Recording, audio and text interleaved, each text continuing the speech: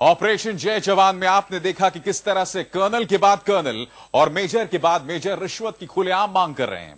आपने यह भी देखा कि किस तरह से इस रिश्वत की यूनिट के अंदर बंदरबांट हो रही है। यहां सेना के जवानों की किसी को परवाह नहीं है, अगर परवाह है तो सिर्फ अपने कमीशन की। जोधपुर की यूनिट 152 की कुछ ऐसी ही हकीकत को कैद किया हमारे खुफिया कैमरे ने।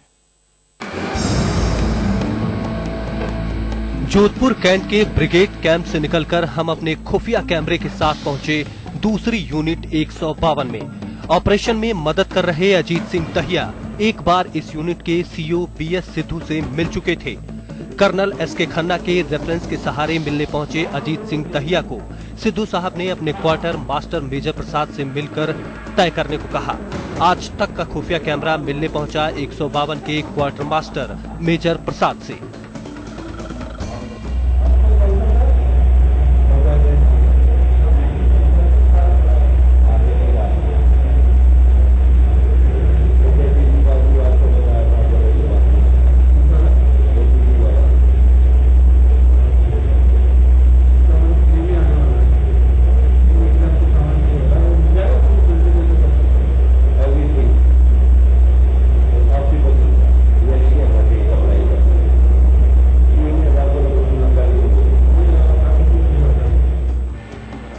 हमने प्रसाद साहब को बताया कि हमारी मुलाकात सीओ साहब से हुई थी और आपके पास हमको कर्नल एसके खन्ना ने भेजा है, तो वो एकदम पिघल गए।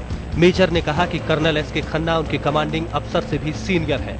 इसके बाद हमने उनसे कमीशन बताना शुरू किया।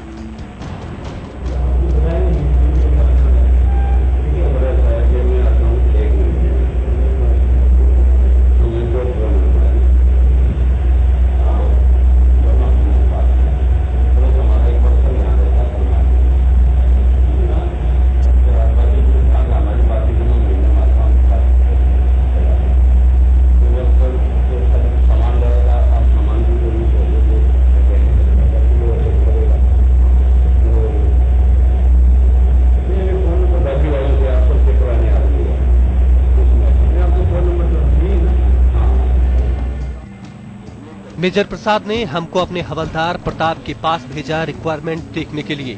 सूबेदार साहब को हमने बताया कि हम लोकल सप्लाई के साथ एटीजी यानी आर्मी ट्रेनिंग ग्रांट के लोकल परचेज के सप्लायर हैं। लेकिन जैसे ही हमने अपना कमीशन कम बताया तो प्रताप साहब को याद आ गया कि वो जिस पुराने डीलर के साथ एटीजी का बिजनेस कर रहा है, पुराना डीलर तो उन्हें लूट रहा है।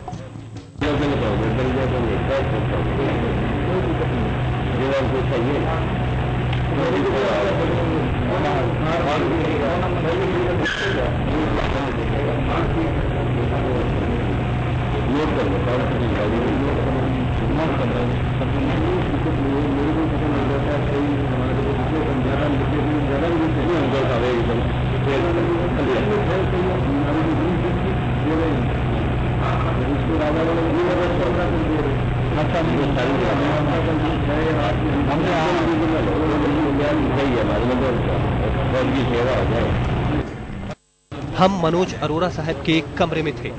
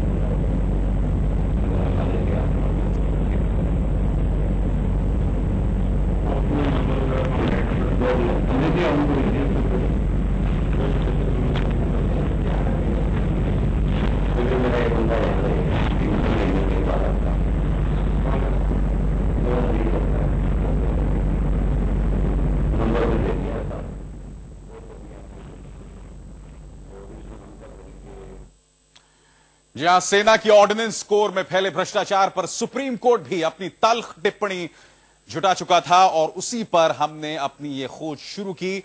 आपने देखा कि वर्दी पहने सेना के इन अफसरों में अब तक का सबसे बड़ा भ्रष्टाचार ऑपरेशन जय जवान के तहत।